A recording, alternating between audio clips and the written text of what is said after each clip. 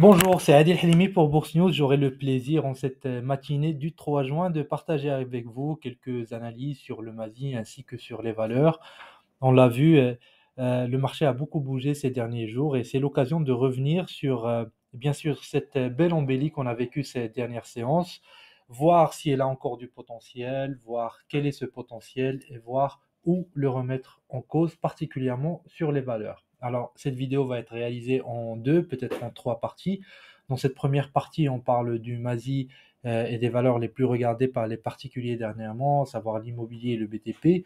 Dans une deuxième vidéo, on va parler des grandes capitalisations. Et dans une dernière vidéo, on va parler des valeurs qui seraient proposées en commentaire sur le groupe Facebook Bourse News Le Club par les internautes. Donc on regardera tout à l'heure ces valeurs-là dans la troisième partie de cette vidéo. Alors je commence donc par le MASI. Je vais passer très brièvement dessus parce que l'analyse réalisée dernièrement, eh bien, elle est toujours active. Il n'y a rien de nouveau à signaler concernant le MASI. Vous le voyez, le principal fait marquant, c'est la sortie de ce canal baissier rouge moyen terme qui caractérise la baisse due au déclenchement de la guerre en Ukraine. Donc on a quitté ce canal début mai et actuellement, bien, le MASI vient de dépasser une résistance assez importante à 10 900 points et semble se diriger vers la prochaine résistance dans la zone des 11 300 points. Alors, pour la suite, à quoi on peut s'attendre après les 11 300 points? Eh bien, il faut dire que c'est le contexte des taux qui va beaucoup jouer sur l'issue de l'évolution du marché sur les semaines à venir. D'un côté, les taux obligataires, on l'a vu avec les taux longs, notamment le 10 ans qui commence à se stabiliser, et des investisseurs qui reviennent petit à petit sur cette classe d'actifs qui est considérée assez risquée par les investisseurs. Donc, si effectivement on voit que les investisseurs reviennent et consolident leur position sur les taux longs, eh bien la prochaine classe d'actifs qui va les attirer, eh bien ça va être la classe action. Donc, on doit constater donc cette stabilité et la confirmation que les taux longs ont atteint un pic. Et pour cela, l'un des prérequis, c'est bien sûr la politique monétaire et donc la décision prochaine de Banque Maghreb qui aura lieu dans 3 semaines exactement. Et on verra. En fonction de cette décision de Banque Maghreb et de la réaction des investisseurs, le marché pourrait casser les 11 300 pour aller chercher une autre résistance vers les 11 600 points. Alors, le consensus actuel du marché est que effectivement les taux longs sont sur des sommets et que Banque Maghreb devrait faire évoluer le taux directeur entre 0 et 25 points de base, ce qui serait considéré par les investisseurs comme une bonne nouvelle, un point d'inflexion, le fait que Banque Maghreb dirait que la politique restrictive a atteint son sommet, et que maintenant on va rentrer dans un cadre de politique monétaire plus stable. Donc c'est le consensus actuel, c'est ce qui fait un peu grimper le marché action. Donc si c'est effectivement ce qu'on a et que Banque Maghreb prend cette décision, on pourrait peut-être s'attendre au début à des prises de bénéfices. Les investisseurs vendraient la nouvelle qu'ils ont anticipée, mais petit à petit, ensuite, on pourrait s'attendre à une dérive vers le haut du marché, donc pour aller chercher les 11 600, voire aller chercher un peu plus, les 11 860 qui correspondraient au retracement de 50% de la baisse pendant la crise ukrainienne. Mais tous ces éléments sont conditionnés par ce qui va se passer durant la semaine du 20 juin, donc dans 3 semaines. Donc pour le moment, on va pas, bien que le consensus soit un peu connu, on va attendre la réaction de Banque Maghreb pour actualiser tout cela. On garde juste en tête le niveau des 11 300 points en résistance et les 10 900 qu'on devrait garder en support pour préserver une dynamique très haussière sur le marché. Je vous fais juste remarquer que le RSI ici est suracheté. Ce n'est pas une mauvaise nouvelle. Le fait qu'il soit suracheté nous montre que nous sommes dans une tendance qui est solide. Ce qui serait mauvais, c'est qu'il quitte cette zone de surachat, mais pour le moment, vous le voyez, il pointe vers le haut et continue de grimper. Donc, rien à signaler. Pour le moment, c'est propre. Alors, je passe tout de suite aux valeurs immobilières. On va les regarder par ordre alphabétique. Donc, je vais voir Doha, Alliance, puis RDS. Donc, je commence par Doha. Et sur ces vidéos en trois parties, il va arriver de temps en temps que je change d'indicateur pour certaines valeurs parce que ce qu'on recherche, c'est des éléments techniques qui montrent qu'il y a un changement de psychologie de marché. Donc, soit un feu qui était vert et qui passe au rouge, ou du rouge qui passe au vert, ou alors, imaginez, vous êtes sur un carrefour, le feu est vert, et le policier demande à toutes les voitures de passer, quel que soit le feu. Donc ça aussi, c'est un changement de psychologie. Et c'est ces éléments d'inflexion-là qu'on va chercher en regardant les graphiques. Est-ce qu'il y a un changement de vitesse, un changement de force, un changement de volatilité qu'on devrait signaler et en profiter. Alors, donc je commence par Doha. Je regarde ce graphique d'abord en données hebdomadaires pour voir qu'on a un élément assez important. Comme vous le voyez, nous avons ce canal baissier qui est là en vert. On l'a testé ici en septembre 2021, puis en février 2022. Euh, Très forte baisse due à la démarrage de la guerre en Ukraine. Et là, eh bien, ce canal baissier-là, on est en train d'en sortir. Alors, techniquement, ce n'est pas une information très importante parce que ce canal n'a pas été beaucoup travaillé sur sa borne haute ni sur sa borne basse. Donc, ce n'est pas vraiment un canal qui a été consolidé, renforcé, admis par le marché. Ce n'est pas comme le canal baissier qu'on vient de voir sur le MASI. Donc, cette sortie c'est bien, mais ce n'est pas encore un changement de psychologie de marché. Je pense qu'on va devoir, pour vraiment avoir un changement psychologique réel, dépasser cette zone de résistance qui bloque le cours depuis avril 2022. Elle a été testée à 3 reprises. Elle est entre 8,6 et 8,9 dirhams. Donc on va dire dans une zone légèrement en dessous des 9 dirhams. Si c'est vraiment on arrive à casser ce niveau-là, que on pourrait parler d'un changement de psychologie, de tendance sur Doha. Pour le moment, on semble peut-être se diriger vers cette zone. On regardera tout à l'heure le graphique en données journalières pour avoir une meilleure lecture, mais euh, on pourrait aller chercher cette zone, mais la question, est-ce qu'on peut la casser ou pas? Alors, il y a un élément très important, assez intéressant sur Doha.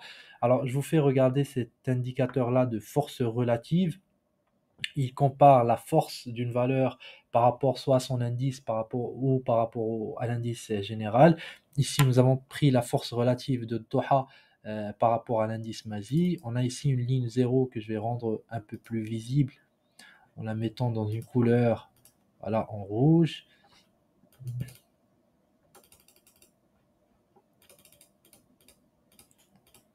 Voilà, en ligne continue pour que ce soit bien visible. Alors, lorsque cet indicateur évolue sous zéro, donc sous la ligne rouge, ça veut dire que la valeur qu'on analyse est faible par rapport à son indice, qu'elle est en retard par rapport à l'indice.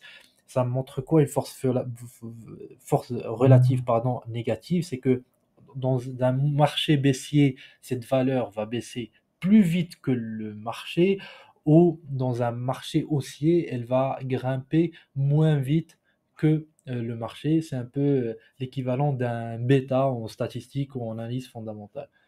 Donc, et lorsque la valeur aura une force relative supérieure à zéro, ça veut dire qu'elle bouge plus vite que son marché.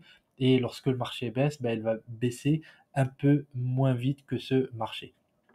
Et remarquez que tous les rallyes sur Doha qui ont été un peu durables ont été accompagnés par ce changement de force relative, une force relative qui passait au-dessus de zéro pour nous dire attention, Doha va devenir, si vous voulez, une vedette pendant quelques jours ou quelques semaines sur le marché. Eh bien, ce changement-là de force relative, on l'a remarqué le 17 avril. Ça a coïncidé ici avec ce creux. Donc, il y a à peu près 6 semaines hein, que Doha affiche une force relative supérieure à celle du marché. Et vous le voyez, l'indicateur continue de pointer vers le haut. Euh, donc ça montre que on est dans une période où Doha va bouger un peu plus vite, un peu plus fortement. Et ça, c'est positif. Maintenant, je passe en données quotidiennes juste pour avoir quelques marqueurs à court terme. Donc vous le voyez, la zone de résistance qu'on vient de voir, elle est là, 8,6, 8,9. On en est proche, donc ne- il faut s'attendre à des flux vendeurs dans cette zone ou autour de cette zone. Et en cas de consolidation, nous avons ici deux gaps qui pourraient jouer le rôle de support en cas de recul, qui pourraient être comblés partiellement ou totalement. Alors j'essaie d'avoir, voilà, donc, soit revenir ici, carrément dans cette zone-là pour combler ces gaps, donc dans la zone des 7,40 à peu près, euh, en cas de reflux à court terme. Et si on continue à, à grimper les séances à venir, lundi, mardi, mercredi, eh bien, il faudrait s'attendre à des volumes vendeurs assez importants, je pense, dans cette zone-là, autour de 8, 9 et 9, parce que vous le voyez ici dans le passé, cette zone a souvent attiré les vendeurs. Donc, on est plus proche d'une résistance. Je m'attendrai peut-être à un début de prise de bénéfices avec des supports à 7,7 et à 7,4. Je m'inquiéterai pour la tendance si on va plus bas que ce gap-là, c'est-à-dire qu'on passe sous les 7,4, à ce moment-là, on pourrait rentrer dans une correction un peu plus profonde, d'autant plus que cela permettrait de valider une divergence baissière sur RSI. Donc attention. Et là aussi, vous le voyez, la force relative à court terme, elle a beaucoup augmenté dernièrement, ce qui montre qu'on est dans une dynamique haussière. Alors peut-être que le gros du mouvement à court terme a été fait, que des prises de bénéfices sous la résistance sont à prévoir à court terme avec 7,7 et 7,4 comme support. Je passe à Alliance. Et bien entendu, si vous n'êtes pas d'accord, si vous avez des lectures différentes, etc., n'hésitez pas à nous mettre tout cela en commentaire, on pourrait en débattre. Ce n'est pas une science exacte, ce sont des avis, chacun a ses avis et tous les avis sont bien entendu respectables et défendables. Alors on continue avec cette fois-ci la valeur Alliance. Euh, alors là, je reviens en données hebdomadaires. L'indicateur ici, force relative, est moins pertinent parce que en le backtestant, il donne moins de résultats sur Alliance que sur Doha. Alors, ce qu'on a ici en données hebdomadaires sur Alliance, l'élément le plus important qu'on peut voir sur ce graphique, c'est cette résistance-là en données hebdomadaires qu'on vient de casser cette semaine. C'est-à-dire que la dernière fois qu'on a visité la zone des 69 dirhams à peu près, eh bien, les vendeurs ont repris le marché en main et ont provoqué une baisse du marché. Ils avaient gagné la bataille.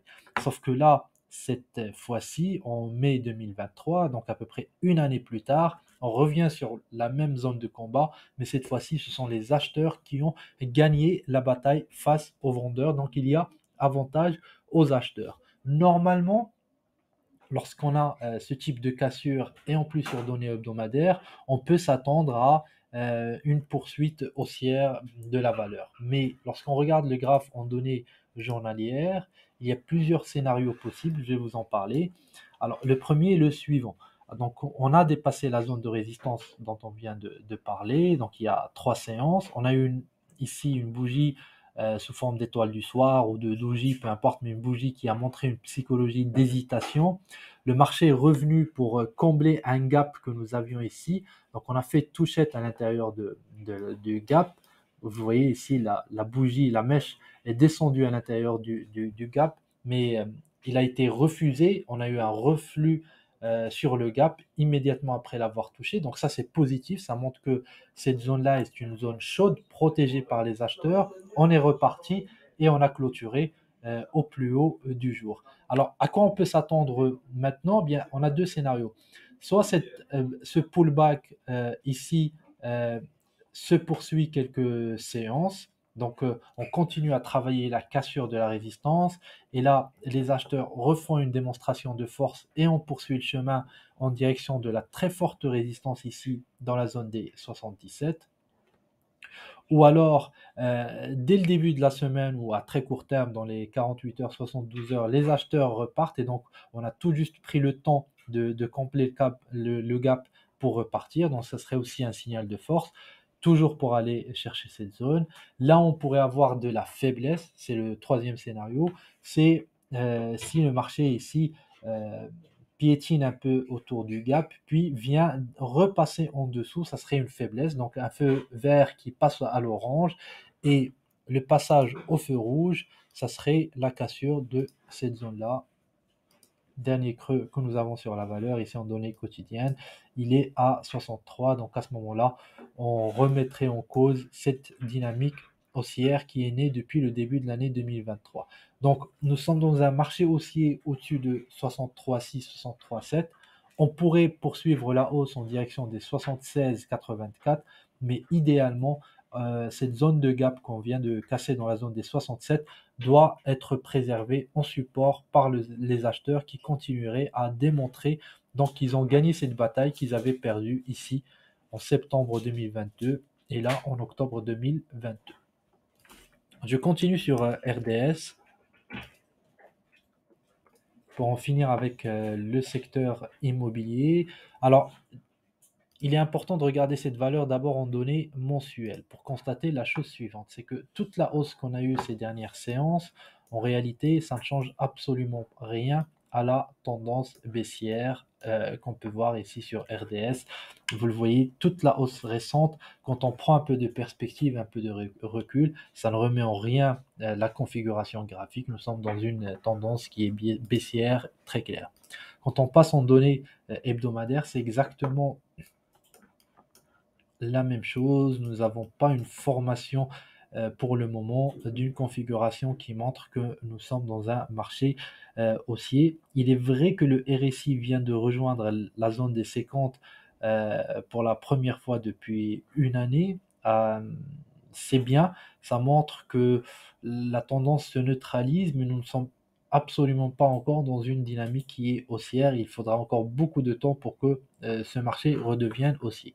En revanche, à court terme, à très court terme, en données quotidiennes, il y a des éléments positifs à regarder sur ce graphe. Vous le voyez, nous avions ici une résistance euh, dans la zone des 13,7, 13,8. Le marché a cassé cette zone de résistance. C'est la première fois qu'on voit, depuis très longtemps, qu'on voit une cassure de résistance en données quotidiennes sur RDS. Vous le voyez, hein, toutes les résistances ne sont jamais revisitées sur ce graphe, sauf ici, on l'a revisité, puis on l'a cassé. Donc, c'est un début d'éléments, mais nous sommes clairement dans une configuration de rebond technique, rien de plus. Alors, si vous le permettez, je vais ajouter un autre indicateur qui montre que nous sommes dans une configuration intéressante dans ce rebond de court terme.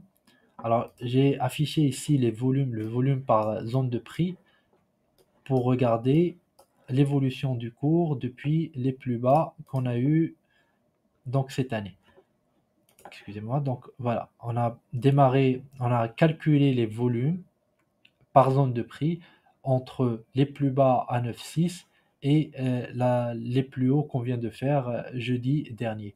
Et ce que vous pouvez voir, au mercredi dernier, ce que vous pouvez voir sur ce graphe, c'est que avant le démarrage du rebond, on a eu un pic des volumes ici. Donc il y a eu de l'accumulation de la part de spéculateurs. Et puis on a eu ici des prises de bénéfices, mais euh, légères sur la zone de résistance. Donc il y a une partie d'investisseurs, de traders spéculateurs qui ont accumulé autour de 10 et qui ont pris la moitié de leurs bénéfices à peu près autour des 13,5. Je conçois que certains y verront une démarche qui n'est pas très scientifique parce que ceux qui ont vendu ici, rien ne nous dit que ce sont ceux qui ont acheté en bas, on est d'accord. Cela dit, les volumes qui sont rentrés en bas, finalement, ils ne sont pas complètement ressortis du marché. Vous voyez, il y a des volumes nouveaux ici en jaune. Bien, juste une partie est ressortie là du marché. Donc, il y a eu des prises de bénéfices partielles et on n'a pas encore la prise de bénéfices totale, ce qui montre que peut-être que ce rebond dont qu'on est en train de regarder a peut-être encore un potentiel supplémentaire, peut-être vers les 16,3, je pense. Je remettrai en cause ce scénario d'abord. Donc un signal de fragilité, ça serait le retour sous 13,8 qui m'alerterait sur la tendance, mais c'est vraiment le passage sous 12,6 qui marquerait la fin définitive de cette tendance. Donc voilà, peut-être un potentiel supplémentaire. Attention à la cassure des 13,7 et des 12,6. Et rappelons juste que la tendance ici ne montre pas vraiment de changement de psychologie de marché à moyen terme et à long terme. Nous sommes en présence purement et simplement d'un rebond technique de court terme au stade actuel. Donc il nous faudra beaucoup plus d'éléments de la part du marché pour qu'on puisse changer de psychologie sur cette valeur à la différence de ce qu'on a vu sur les deux autres immobilières. Voilà pour cette vidéo, je vous donne rendez-vous dans la partie 2 que vous retrouverez sur notre chaîne YouTube dans quelques minutes.